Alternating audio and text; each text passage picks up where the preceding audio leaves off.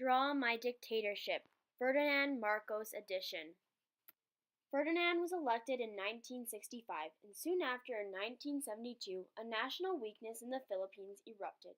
Over 15 bombings took place during the year. At the same time, communist insurgencies were taking full force. Ferdinand took advantage of his country's chaos and instilled the martial law, portraying himself as a confident leader who would offer guidance and direction to the people of the Philippines. Like a true dictator, Ferdinand took a strong position of power during this national emergency. The instillment of Ferdinand's martial law allowed him to put power into his own terms. He did so by revamping the current constitution, limiting the presence of the media, and by using extreme acts of violence against his opposition. Martial law gave the military high authority and power. The military became a crucial part of the government, maintaining order around the country. Under the martial law, Ferdinand was able to prevent the Communist New Party army, which was his competition, from opposing his own party. By largely increasing the number of soldiers, he was able to obtain a permanent grip on government. He jailed his opposition party and commanded a referendum in 1973, which maintained his power indefinitely. He seemed to unify the people through the use of scapegoats, in which he blamed the communist insurgencies for putting the public in danger. By suspending the writ of habeas corpus, he initiated controlled participation as people were no longer able to report unlawful detention or imprisonment. Ferdinand Marcos's ideology was an authoritarian-based one. His regime was one characterized by limited political freedoms and one in which citizens were held at a significantly lower position than the government.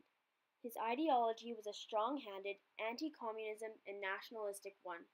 Some may illustrate Ferdinand as a fascist, as his regime keyed on almost all of the 14 defining characteristics of fascism, such as the supremacy of the military, controlled mass media, and powerful and continuing nationalism.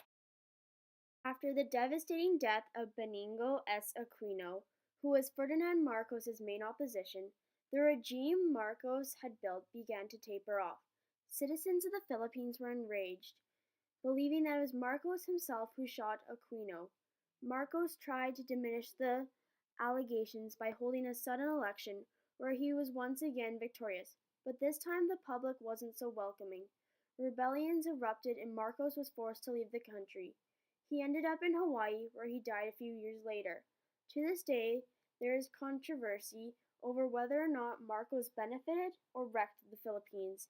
History uses the story of Ferdinand Marcos as a strong example of how extremist values trigger dictatorships and lead to eras of demise for some countries. Ferdinand Marcos effectively took advantage of the chaos that was occurring in the Philippines, which allowed him to illustrate himself as a compassionate and worthy leader. Out of fear and desperation, the citizens of the Philippines believed in his vision and looked for hope in their new leader.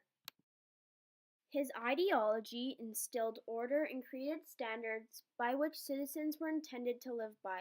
Ferdinand Marcos's ideology was crucial in order for him to carry out political reign.